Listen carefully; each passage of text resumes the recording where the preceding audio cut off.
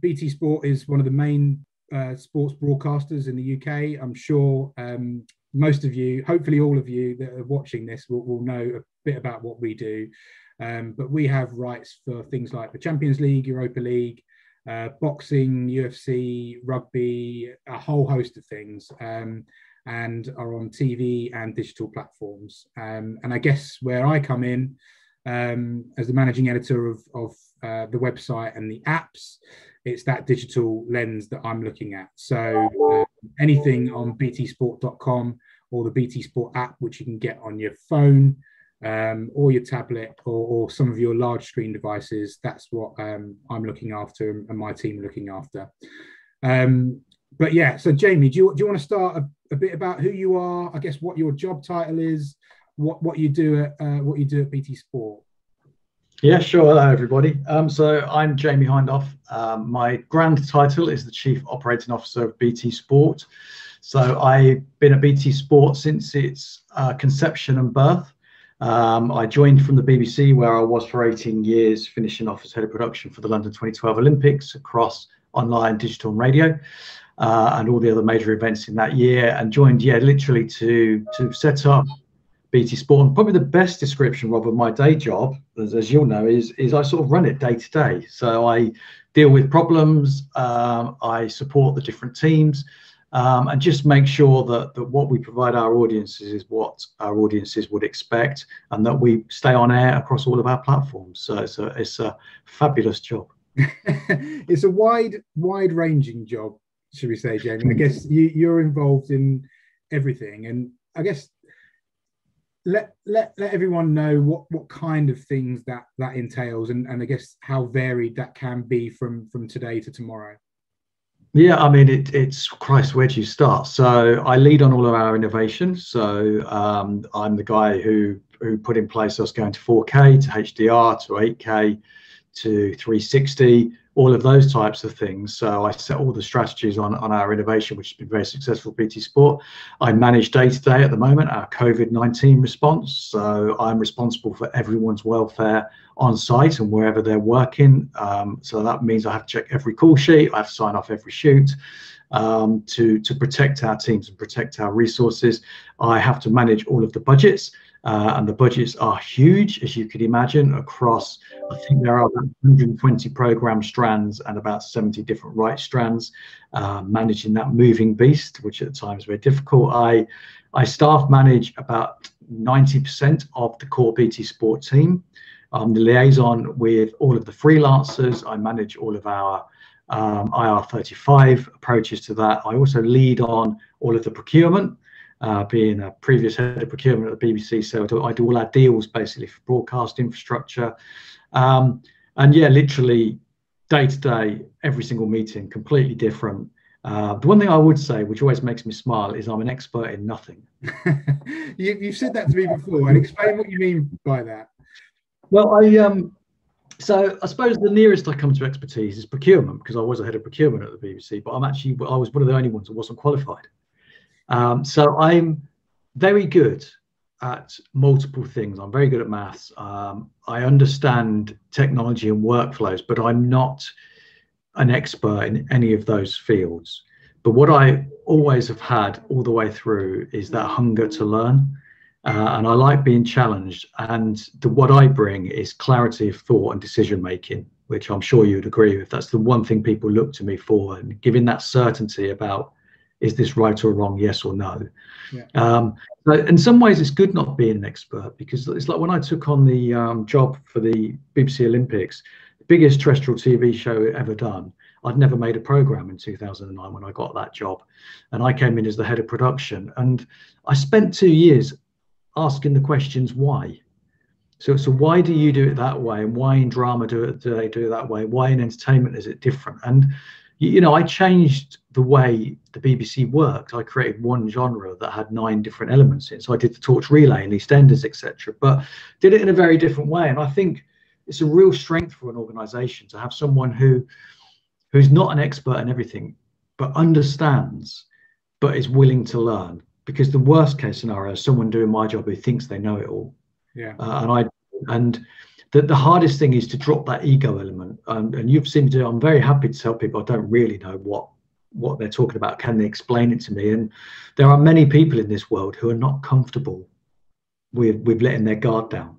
Yeah. But that's what I mean by that, Rob. So I know a lot more than I let on, but at the same time, it's how you interweave it all. So to going back a bit then, Jamie, I guess a willingness to learn right from the start of your career. Have you always had that? And do you think that's for someone, a young person starting out their career in any industry, I guess, but in your case, the sports industry, sports media industry, is that a key skill? Just a willingness to learn new skills? I mean, let me blow some fallacies out of the water. So I've got a very senior role. Yeah. I left school at 16. I come from a broken home. I was unemployed for quite a long time when I left school. Been married a few times. The one thing that's always been a constant, and I think it comes from having that background, is I've always defined myself through what I do. And, you know, when I was in the RAF, didn't like that. Worked in lots of different jobs, but I joined the BBC in 1994 at the age of 28, so you can work out I am pretty old. I joined on the lowest grade at the BBC, and 18 years later I left, having been responsible for the biggest ever live production the BBC's done. And all of that comes from, and I'm a real believer in this, and I think people really have to think about this, it's not telling people how good you are, it's about having that little, I've got this little voice, and I still have it now when I get up in the morning. Am I good enough to be doing my job? Am I right? That imposter syndrome is really, really important. And, you know, I'll be really clear. If I was sweeping the streets, if I was stacking shelves, stacking shelves, if I was working in any other role, that role I would be the best at.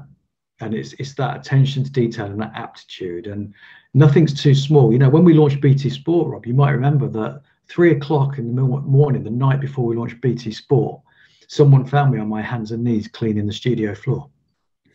And they literally looked at me and said, but you're the COO of BT Sport. What on earth are you doing? And my point was, if you get down and help me, it will get done quicker. But it's that attention to detail. It's that actually no one else needs to know that at the time. But I want to know that when we came on air for the very first time, that floor looked like it should look. And you can't always look at life and go, well, actually, I'm very senior. That's not my role. You've got to roll your sleeves up. And what that does is it also engenders teamwork as well. So, yeah, I was going to say, you know, you've seen how we've set up BT Sport. I sit amongst everyone else. I don't like hierarchy because sports broadcasting in particular is all about teamwork. You know, a live Premier League game, there's 120, 150 people involved in that chain. Every single person's decision impacts the others. So you've got to engender trust. You've got to give people confidence, and you've got to allow them to work as hard as they want to, but allow them to get things wrong as well. And, you know, whenever I'm interviewing for people, which I do a lot, I'm always looking for aptitude and attitude. I actually very rarely look at what the job skill is, particularly, you know, even specialist roles, because we can all learn, we can all adapt. And it is that old adage, when someone walks in the room for the first time, you look at their demeanor, you look at their confidence. And, you know, an interview is about a conversation for understanding who someone is. And I'm always looking for that person who is, you can tell, is hungry and actually doesn't know it all, doesn't always know what they want to do, but, you know, will do the best they can. Yeah. And such an important aspect for me, that is. So do you think building relationships is a key skill at I guess, well, at any level of your career, but I guess particularly when you're kind of first getting into any industry? Yeah, it's absolutely critical. I joined the BBC booking cabs. That was my job in a call centre. And when the head of production role came up, I was in procurement, and it was through relationships with other people in production that I'd built. They pushed me to apply for that job. I would never have thought about doing it. I've always had internal mentors and external mentors as well, but relationships are what will define your career. And it's very interesting because when I came to BT Sport and all of a sudden my name was out there a bit more, I got a lot of emails from people at the BBC going, you know, do you remember we used to work together? And actually, I do remember some of them because they were extremely rude to me when their cab was late. And you remember these things, and you know, you always have to remember, you see people on the way up and you see them on the way down. And relationships is the strength of me. The success of BT Sport isn't me, it's the people who work with me and the relationships I have across the industry, and it's absolutely critical. Okay. So look, there's some broad skills which I think are important for any industry, and including the broadcast industry. Kind of honing in now a little bit about sports media and sports broadcasting. Obviously, there are hundreds of different types of roles within BT Sport and wider. Can you give us a bit of a flavour of how wide-ranging they might be, and very briefly, kind of what skill sets that they entail? Yeah, I think there's three aspects, Rob, if I was going to really pare it back. The first aspect is around production management or production coordination or logistics. And that's someone who is, you just need to be organized. You need to have a basic understanding of budgeting and numbers. But that's all about planning. And those are critical. So that's a really big element of production. Production is a huge amount of planning. So that's the production management. You've then got the on-air production element, and they're the people that, similar to what you do, they tell the stories, they bring that editorial aspect. And the key aspect for those roles is confidence, actually. So if you're a producer or a director, you're still telling a story. So if you're cutting cameras on a live game, you're telling the story of the game. So that's about confidence. It does help to have a good grounding around English language, English literature, grammar is quite important. But a lot of that is, like I say, it's about self-confidence, but also understanding the product. You can actually, a good sports producer or live match director needs to really understand the game. Okay. But there are a lot of roles in production where you don't need to be that. Yeah, I was going to say, do you have to live and breathe and love sports for all these roles, or No. So my first love is music. Okay. I like sport. I don't love sport. I'm an Arsenal fan, which tells you why I don't love sport. But no, you know, I always look at it, and when people ask me what I do, I actually explain that I'm a broadcaster, which is really important to me. I'm not into sport, and actually, it does worry me sometimes when people apply for roles at BT Sport because it means they can watch football all day, and I often think that's the wrong driver. That's a bonus, but actually the driver is because I want to work in broadcast or because I want to be associated with the BT Sport brand. Sure. And sorry, then there's the third element, which I think is becoming more and more important, which is the technical element. And we've done a lot of work around apprenticeships. Graduates have opportunities here, but also apprentices, so important for me. And all you need for that is be analytical and a willingness to learn. Obviously, a lot of engineering qualifications, maths is deemed important. I actually think you could still get into engineering without having the right maths qualification, but it's how you apply and learn that. And that comes down to camera operators all the way through to media managers, to loggers. And there's a lot of good entry roles in the production management and in that engineering aspect. But engineering is becoming more and more to the forefront of what broadcasting is, especially as new ways of broadcasting. And we do a lot of work. We're supporting Rise Up, which is going into secondary schools, making people understand that engineering is quite sexy. We've got these apprenticeship roles. A lot of our entry-level roles come in through that area. And I think that's the real growth area in live production. As we move more to things like remote production, etc., it's all around those engineering roles. Okay, so you touched on some of the initiatives and projects that we've done internally at BT Sport. Do you want to kind of run over exactly what they are and maybe what you've learned from them, probably more importantly? Yeah, I mean, I think probably the best thing to do here is explain why we do them, because, you know, I've grown up in an industry where nepotism has been rife, and it's always been seen as quite a hard industry to get into, and people quite often look at it as front of camera or holding a camera, and there's so much more than that. But what we've tried to do at BT Sport is our studios are in Stratford, as you know, in East London. I made a commitment to us being part of that community, which means making sure we're open to that community. So important. And for me, we need a diverse, inclusive workforce that's not just ticking boxes, but actually that is built into the fabric of the community that we work in. And to really create that sort of environment, you've got to be open.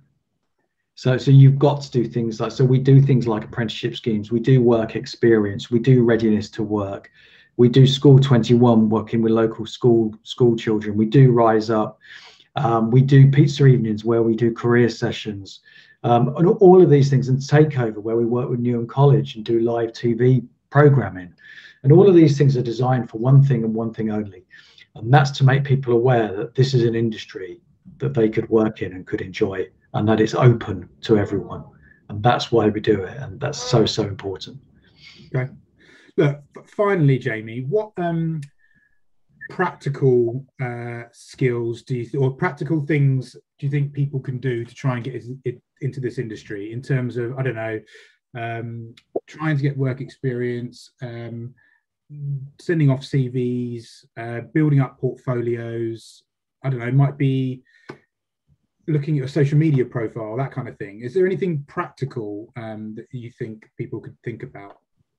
It's such a difficult one, isn't it? Because work experience is getting harder, especially during COVID. It's really hard. I mean, there is some thinking about, firstly, watching the output and trying to understand why the output is done in the way it's done, so that whenever you do have an informed discussion with someone like myself, I can tell that you've showed an interest in the product.